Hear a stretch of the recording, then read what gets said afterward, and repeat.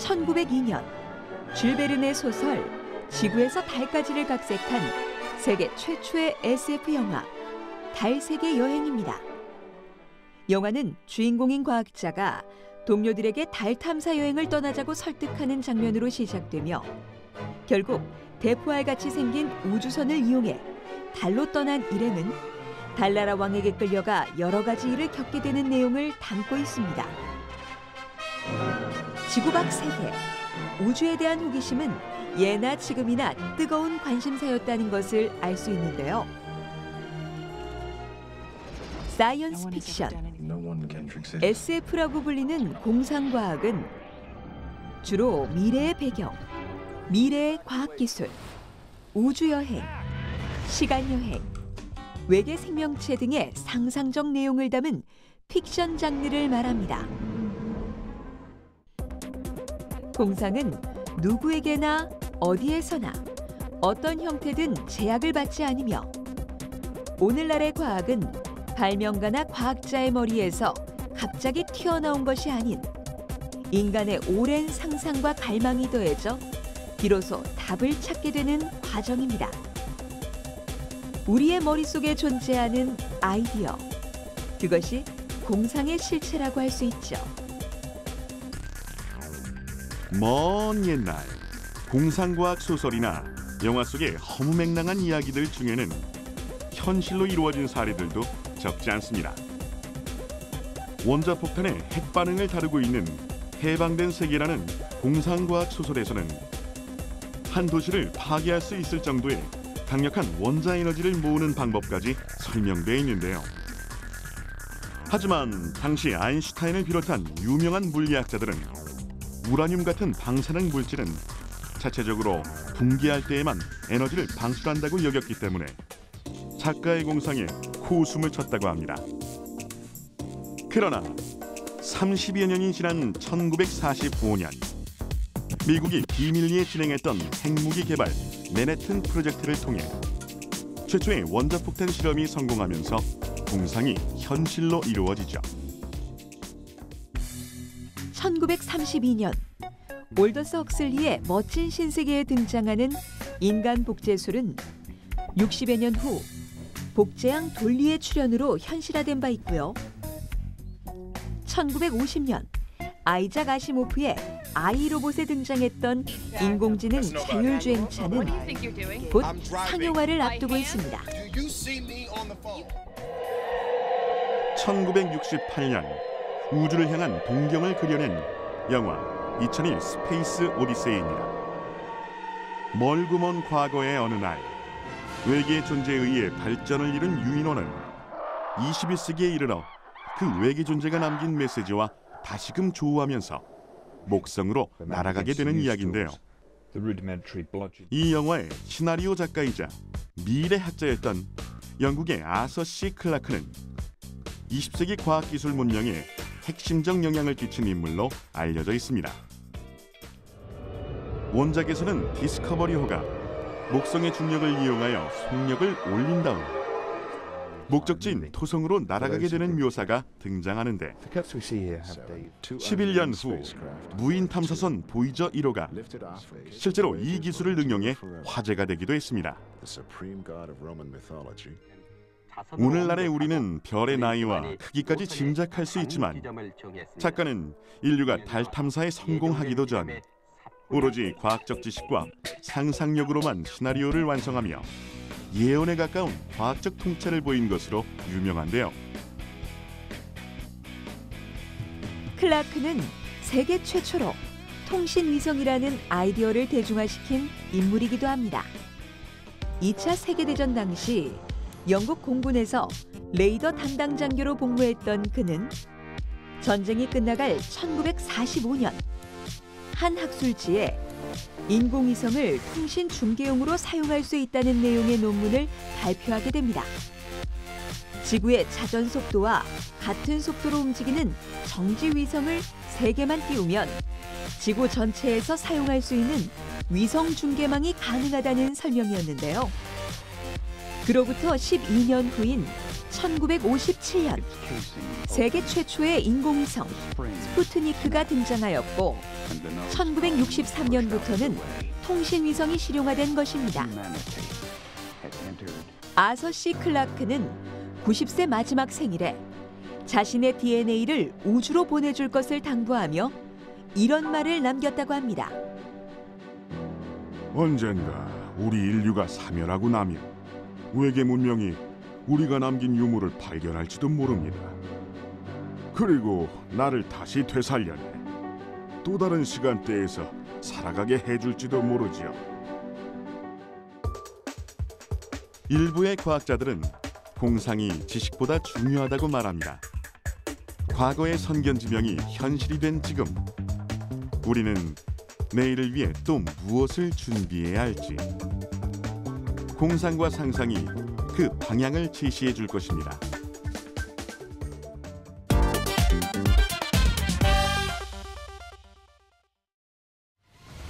나약한 인간을 대신해 강한 힘과 무기로 세상에 맞서는 로봇에 대한 상상. SF 장르의 황금기를 연 1950년대부터 오늘에 이르기까지 대중문화에 등장한 여러 가지 로봇은 꾸준히 사람들의 사랑을 받고 있습니다. 영화 아이언맨에서 누구나 갖고 싶은 이 아이템 하면 바로 이 수트가 아닐까 싶은데요. 수트를 좀 더 과학적으로 설명해 보면 인간의 움직임을 보조하는 외골격 로봇 또는 로봇을 입는다는 의미의 웨어러블 로봇이라고 할 수 있습니다. 영화 속 수트는 인공지능으로 하여금 주인인 토니 스타크를 집사처럼 보조해주며 수트의 기능을 제어하는 것으로 또 하나의 존재감을 부각시켰는데요. 영화 아이언맨을 보고 하늘을 날고 싶었던 한 남성이 수트와 비스무리한 장치를 몸에 장착한 후 마침내 공중으로 날아오릅니다.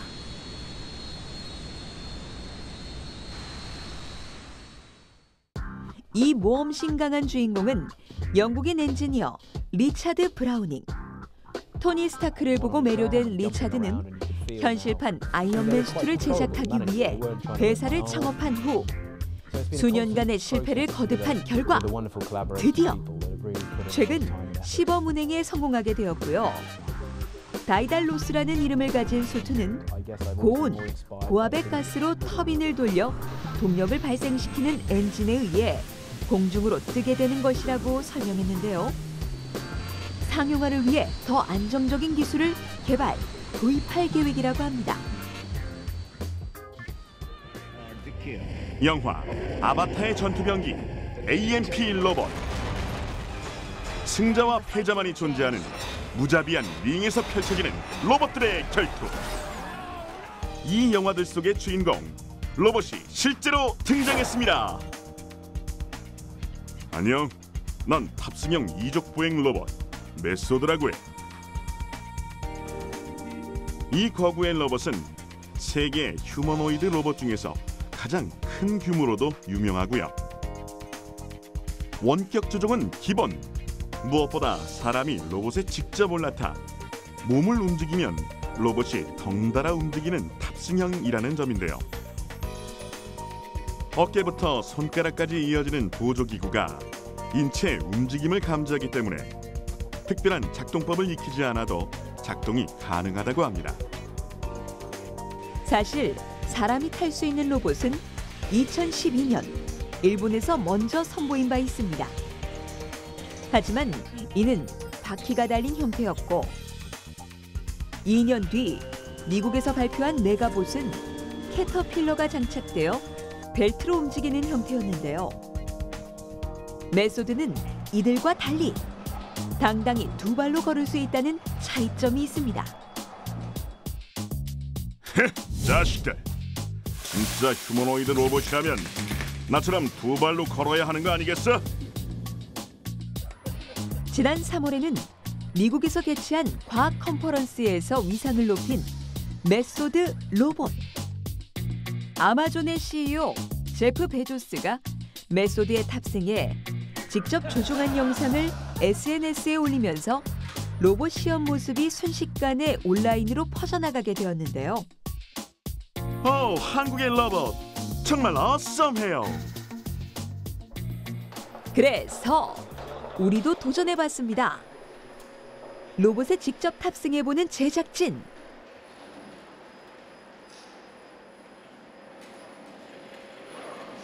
왼팔, 오른팔, 손가락도 이상무. 와우, 정말 세상을 다 가진 기분이 들 것 같은데요? 메소드 2족 보행 로봇은 향후 건설이나 화물 적재, 군용, 수색, 그리고 원자력 발전소 사고와 같은 위험 지역에서 재난 구조용으로 사용하는 것이 목표이고요. 지금의 로봇보다 배터리 유지 시간을 늘리거나 움직임을 보다 자연스럽게 구현할 수 있도록 메소드의 업그레이드는 쭉 계속되고 있습니다.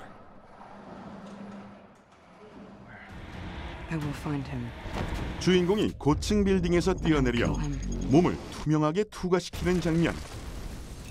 인물의 상징적 아이템이 된 첨단 장치. 광학 미체 수트는 과연 현실에서 실현될 수 있을까요?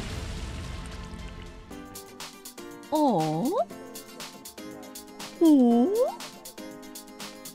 동그란 렌즈 뒤에 손을 갖다 대자 손바닥에 구멍이 뚫린 것처럼 뒷배경이 보입니다.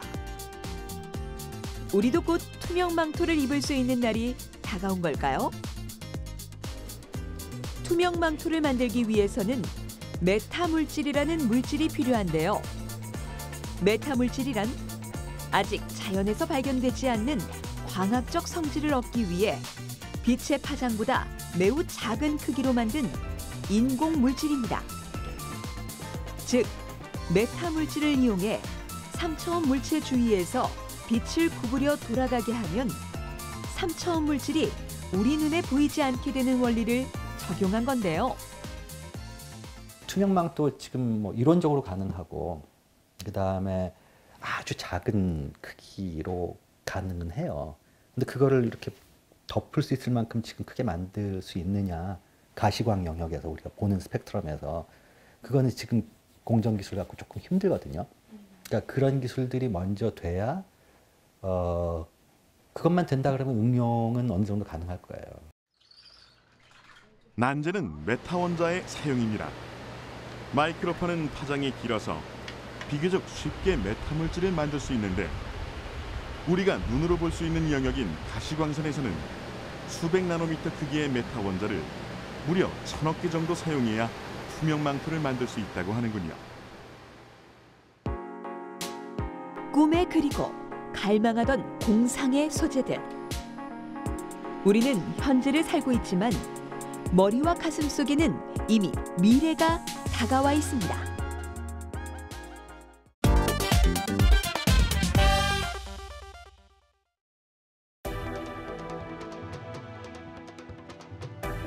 지상에서 엘리베이터를 타고 우주로 갈 수 있다면 어떨까요? 지구에 엘리베이터 기지를 세우고 36,000km의 정지 궤도상에는 거대한 우주정거장을 설치하는 계획. 국내에서는 아직 생소하지만 이미 미국, 일본, 유럽 등 전 세계 30여 개의 대학에서는 우주 엘리베이터 연구 그룹을 두고 있으며 매년 모형 우주 엘리베이터 경진대회가 열릴 정도로 적극적인 활동을 하고 있는 추세입니다. 우주 엘리베이터의 가장 큰 장점은 바로 비용적인 측면이라고 합니다. 현재 로켓 추진 방법으로는 1kg의 물건을 우주로 보내는데 2천만 원에서 4천만 원 정도가 들어가지만 우주 엘리베이터를 이용한다면 20만 원에서 40만 원 정도로 우주로 가는 비용이 무려 100분의 1로 줄어드는 셈이라고 설명하는데요.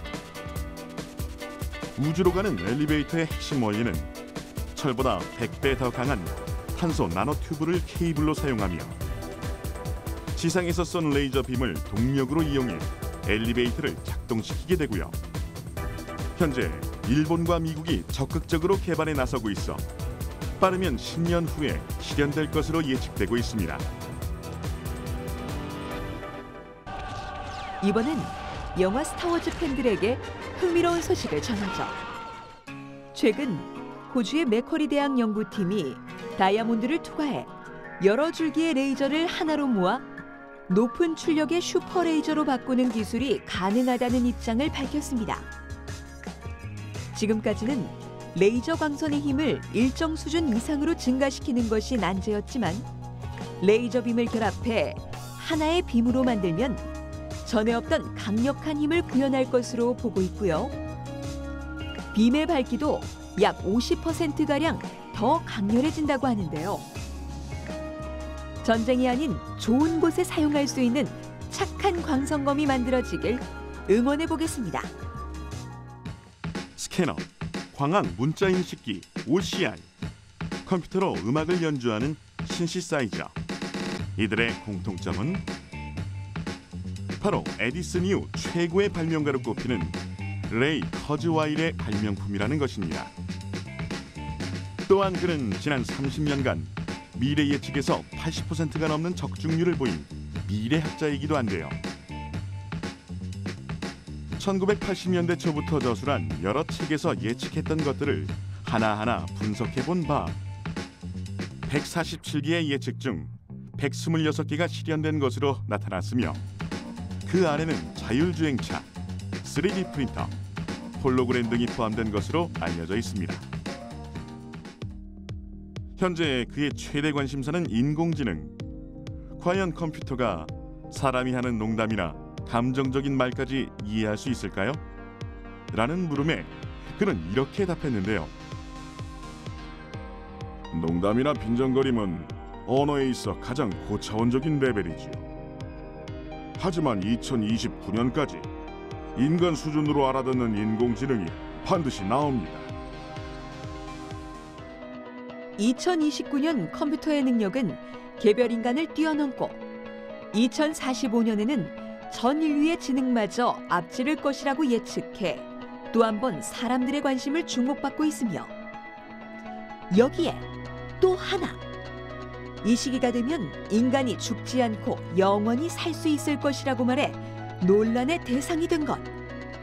게놈 지도가 완성되면서 생명공학이 기하급수적으로 빠른 발전을 보인 것처럼 10년 안에 심장질환과 암에 대한 연구가 거의 끝나고 20년 안에는 인류가 모든 질병을 극복할 것이라는 게 그의 논리입니다. 실제 지난 2012년 하버드 대학 연구진은 나노봇을 통해 환자의 정상세포가 아닌 암세포만을 공격해 치료한 사례를 발표하기도 했는데요. 레일 커즈와일의 이런 예측들에 대해 비판과 기대 등 다양한 의견들이 뜨겁지만 과학기술의 빠른 성장으로 인해 공상과 현실의 경계가 무너지고 있는 지금, 당장 내일의 변화가 궁금해지는 현실입니다. 그래서 그런 어떤 상상을 하고 그다음에 공상의 세계를 꿈꾸는 것들이 언젠가는 상당히 많은 부분은 이루어질 수 있지 않겠느냐. 빛을 정지시킨다. 20년 전만 해도 왜 그런 엉뚱한 소리 하고 있냐. 그런 얘기들 들었던 건데 지금 불가능한 거 아닐까요? 미래를 만들어가는 우리의 상상력. 공상은 어쩌면 세계와 내일을 내다보는 또 다른 눈이 아닐까요?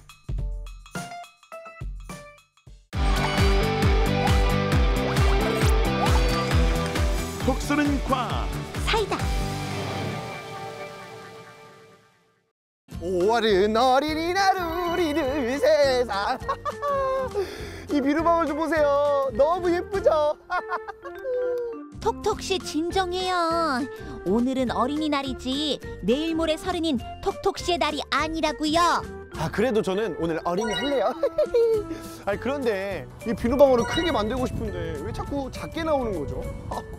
오구오구 톡톡 어린이, 비눗방울을 크게 만들려면 완벽한 조건을 이해해야 한다고요. 비누방울을 만드는 완벽한 조건? 비눗방울을 크게 불 수 있는 방법 어떤 것들이 있을까요? 세제를 많이 타요. 잘 불어야죠. 그런 점도로 높은 세제와 물을 타서 천천히 부르면 아무래도 좀 큰 비눗방울이 나올 것 같습니다. 주방용 세제를 엄청 많이 해가지고 좀 천천히 크게. 오. 어릴 적에 퐁퐁 가지고 놀다가 엄마한테 맞은 적 있어서 세게 부르면 크게 되지 않을까요? 이렇게 잘 이렇게 W 모양을 잘 휘저어야 이제 그 철강 회사 같은 데 가서 용수철을 이렇게 동그랗게 크게 만들어서 네. 퐁퐁을 많이 풀어서 부는 구멍을 크게 해야 되지 않을까요? 여차. 비눗물을 묻힌 대롱을 후 하고 불자 동그랗게 만들어지는 방울. 그런데 맹물을 대롱에 묻혀 불자 방울이 만들어지지가 않는데요. 이유는 물의 표면 장력 때문입니다. 물은 서로에게 붙어 있으려고 하는 성질을 강하게 띠기 때문에 아무리 불어도 방울을 만들 수가 없어요. 그렇다면 어떻게 방울을 만들 수 있느냐? 바로 세제 속 계면 활성제에 그 해답이 있습니다. 비누와 세제 속 계면 활성제가 표면 장력을 감소시켜 방울을 불었을 때 쉽게 터지지 않고 유지하게 되는 거랍니다. 그렇다면 커다란 비눗방울을 만드는 조건 한번 알아볼까요? 비누와 다양한 종류의 세제를 준비하고 물을 넣어주세요. 그리고 잘 저어주는데요. 어라? 세탁용 액체 세제는 거품이 잘 나지 않네요. 그리고 세탁용 고체 세제 역시 마찬가지. 세탁기에서 빨래를 할 때는 보글보글 거품이 잘만 나더니. 그러게요. 잘 섞어놓은 4가지의 용액. 이제 각각 5번씩 비눗방울을 불고 그중 가장 큰 비눗방울 크기를 비교해 보겠습니다. 첫 번째는 주방용 액체 세제. 비눗방울이 잘 만들어지네요. 그럼 두 번째 세탁용 액체 세제를 풀어볼까요? 응? 아무리 풀어봐도 비눗방울이 안 만들어져요. 세탁용 고체 세제 역시 마찬가지. 기권! 마지막 비누는 어떨까요? 비눗방울이 잘 만들어지는데요. 5번의 비눗방울 중 가장 컸던 비눗방울의 크기를 비교하자 바로 주방용 액체 세제의 비눗방울이 가장 큰 걸 볼 수 있는데요. 주방용 액체 세제는 물에 잘 녹고 다른 세제나 비누에 비해 계면 활성제 함유량이 높아요. 그래서 더 큰 비눗방울을 만들 수 있는 거구나. 그럼 이제 두 번째 조건. 어떤 온도의 물에서 비눗방울이 크게 만들어질까요? 15도씨, 20도씨, 30도씨, 40도씨의 물을 준비하세요. 온도별로 5번씩 불어보니 미세한 차이지만 가장 큰 비눗방울은 가장 높은 온도였던 40도씨의 물이네요. 왜 높은 온도에서 더 큰 비눗방울이 만들어진 걸까요?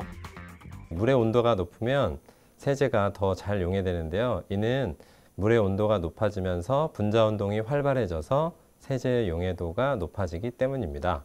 세제의 용해도가 높아지면 물의 표면 장력이 낮아지게 되고 이게 비눗방울을 더 크게 만들 수 있게 됩니다. 커다란 비눗방울을 만드는 조건. 주방용 액체 세제와 높은 온도의 물.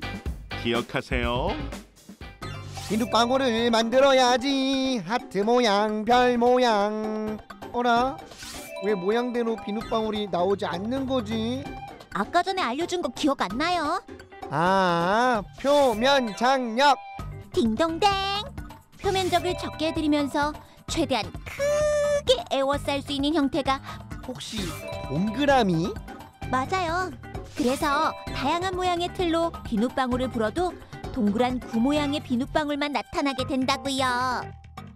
비눗방울 너 나처럼 아주 크게 될 아이였구나.